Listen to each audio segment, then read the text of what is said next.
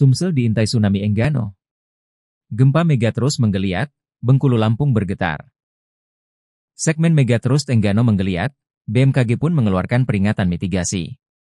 Sebab, gempa yang mengguncang beberapa wilayah Bengkulu dan Lampung berkekuatan M53.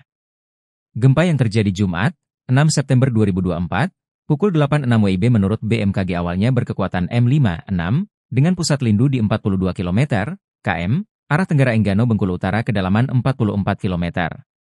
Kepala Pusat Gempa Bumi dan Tsunami BMKG Daryono mengatakan, gempa Enggano ada di zona Megatrust.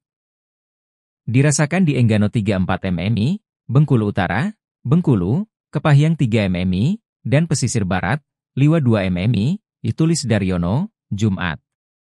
Merupakan jenis gempa bumi dangkal karena aktivitas subduksi lempeng Indo-Australia ke dalam lempeng Eurasia.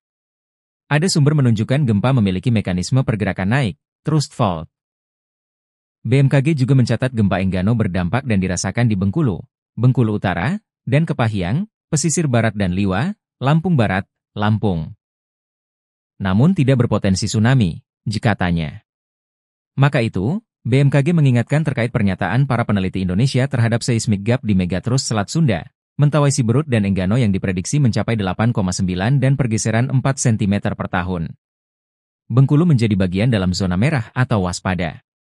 Sekretaris Badan Penanggulangan Bencana Daerah, BPBD, Bengkulu, Christian Hermansyah, daerah yang rentan bencana gelombang tsunami dihuni 119.669 jiwa.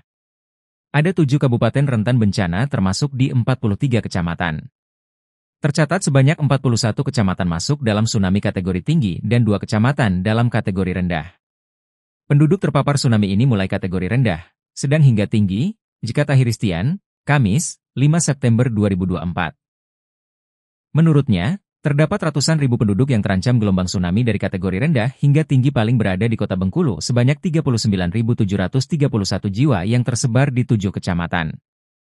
Lantas apakah Sumsel terdampak? Beberapa daerah pesisir di Sumsel ternyata tidak terdampak tsunami ataupun gempa, karena berada di zona aman.